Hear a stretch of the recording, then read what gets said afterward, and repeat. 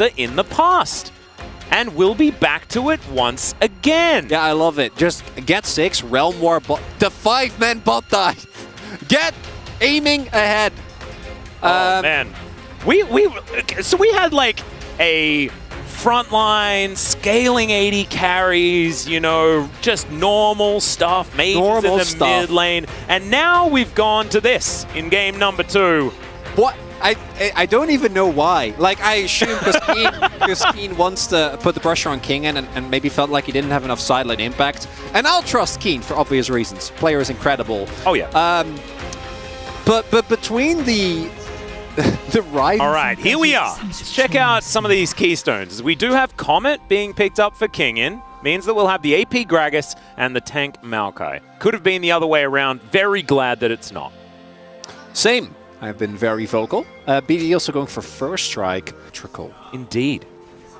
I like it. Thematic. Feels good. As in the bottom lane, we do have Viper and Life actually getting to the lane a little bit earlier on. Life taking the exhaust this time. As aiming, just standing there, accepting the bomb. Didn't want to pick that one up, take it to a minion wave or anything like that. As already, things kind of all right for Hanwha, with the fact that they got down to control the... It's just not fair, and Cuz is going to get spotted here. Bot side vision very important here. Again, if aiming can start snowballing this lane, things could turn disastrous very quickly. Not just because of the matchup, but also because we see how much Hanwha Life relies on Viper being in a decent spot.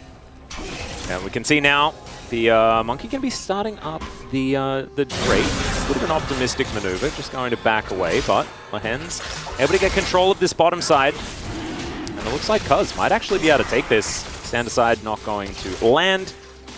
As Hanwha deal with the minions, as KT deal with the dragon. So first Drake will be going over as the Maokai back in base. And so definitely a good early start here for KT, leveraging some of those advantages that they picked up with the priority in mid and top and jungle. Oh, if you're a Hanwha, it's exposing yourself and your age. I like being a little bit of a league internet. Movie, you know? I think it's fine. Oh, there's nothing wrong with it. Yeah. As Lahens and BDD should be able to deal with this wave just fine. 3 members in the mid lane for now, as aiming, just chilling out by himself, as the Rift Herald going to be taken here. So, gentleman's agreement for these neutral objectives is going to be upheld for now. Oh, I kind of like it. KT, if they have a good angle, could look for the contest here, but decide to not go with it. And they are a member down. Aiming is nowhere near. Pacifism is the way here for both of these teams.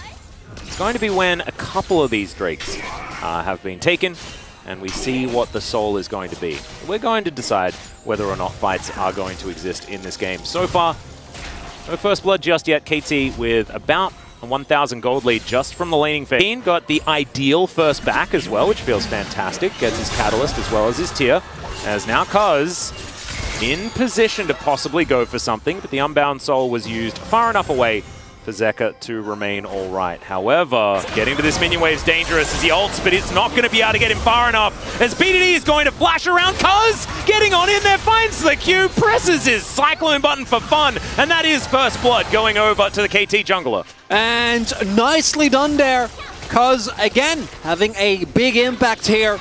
Last time BDD could do it by himself. This time, he needs a little bit of help. There's no shame in that. Zeka, even with the flash and the ultimate being invested, unable to actually get away there. So nicely done there by KT, right? Making sure that you actually get in front of that ultimate. Don't actually let Zeka get all the way out, get back to safety. And that's the kind of snowball you're looking for. Need to keep trying, play proactively here. Look at Keen as well. Is this Rod of Ages? He's a monster. At 11 minutes? Yeah, just living his best life, farming things out. As we're going to have a look at it one more time, of course, Cuz being able to get in range so that he is not able to change his fate.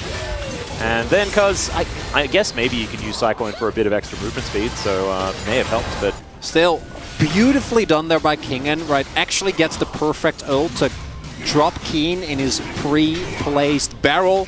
But it doesn't matter because Keen is flash and is able to get out nonetheless. Second Drake. Oh, KT fans. So now, Hanwha able to move themselves back up again. KT start off Shirley. A game-deciding fight around second Rift Herald. Sounds perfect for these two teams. Kingen looking to get in here. It comes back. They're going to let it go. Yeah. Lands is standing around. Yeah. Just to try and keep them on their toes. Playing football. As he does have Unsealed Spellbook, but he's not going to be able to steal it away. He wanted the Gleaming Quill steal. Kind of into it. As Kane is towards his bottom side. Kane with the teleport like you were talking about. He's going to go back and probably complete his Seraph's teleport. Going to come through here. So immediately they get back down, and now they're going to start it off. As there's the grand entrance, they're looking for Clid. They want to get rid of the smite, and they should be able to do so as he does get chrono shifted as aiming wants to find the kill. The flash comes out though, and he will survive. But this is Infernal Soul Point, so you survive at what cost? Oh dear, BDD desperately wants to hold on to this turret. A Spirit Rush is going to be invested in order to do so. As now Cuz going to fake out a little bit of an engage opportunity. They didn't want to bite off more than they could chew, was to not ride it.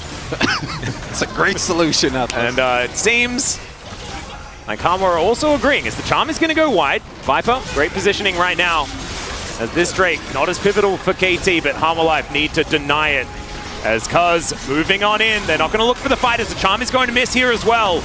And KT, this is like, Hanwha, you have to go, you have to do something, is they're not going to be able to secure it, but can they win the fight, is the question. Big damage does come through, as it's a huge ultimate, but there's the cash in. Zeka is going to go down, and Aiming has so much money, and an Infernal Soul, it's done. Call it in. Yep, that's it.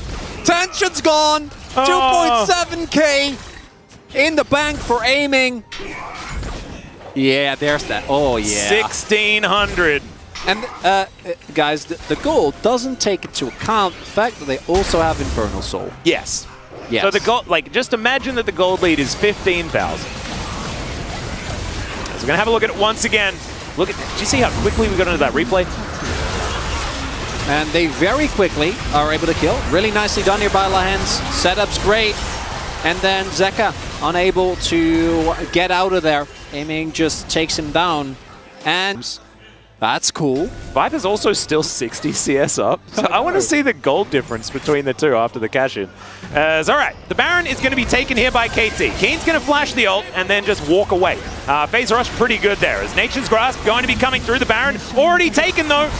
Yeah, still going to look for it here as there's the double bomb onto Lahens and he just grand exits. He says, peace, I'm done. We got the Baron, it's fine. As now the Charm is going to connect onto Viper and this decoy gets taken down real a lot. That is a free Baron for a flash on Keen. Good trade deal. And there is no control. Like, there is full vision everywhere. Look at the level leads as well, right? Like, Zeka's a level down, Klid's 2 levels down. Viper isn't. That's the only one. Reminiscent of another game that I watched. It was the last one. Zeka, oh my god! Aiming did so much damage to Whirling Death. He's going to have to come back. Zeka is going to be able to avoid it. But he's going to have to go home, get a whole bunch of band-aids. And KT, now with one missing, yeah, just gets obliterated. Well, Viper finds an extendo beam onto no one just yet because KT avoided it. Viper in a dream. Well, Viper is now chasing after them. Slows Lahens down as Stand Aside is going to connect. And Viper is huge. Like, he is actually huge. He's now going to be skating forward. Just presses the ult button. Cuz going to knock him up as the Nature's Grasp comes down. Double teleports coming in. Clid with some good CC, but now Viper is too low to stand forward in this fight. KT still not offering anything back. So it's going to be fine, I guess. They're going to go Empowered Recall home. They have 12,000 more gold. But double TPs were infested. Yeah. Maybe it's an Elder angle. Here. Look, it was exciting for a second there. Maybe not. Well, they're still all here to try and fight for this. Is now going to flash forward from Lahens. Viper tries to get out of the way of BDD, but he still gets charmed. And now he's in the back of this pit. He has to flash. Chrono Shift, I don't think was used and actually wasn't available. So that was even more scary than we thought, as now Zeka is once again limping away from a fight. As, oh no, Chrono Shift is very much not going to be there. As Aiming, he has full health. He's just killed Zeka.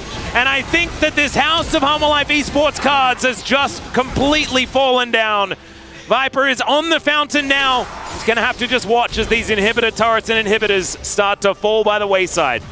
And the tension in this match deflates like a broken balloon as KT just run them over. They don't even need Elder. Oh no, there's the knock-up and there's the explosion. So much damage as Keen is going to pick up his second. It was almost a perfect game. There was one turret taken by Hanwha Live Esports and that was it. KT just smacked them in game number 2.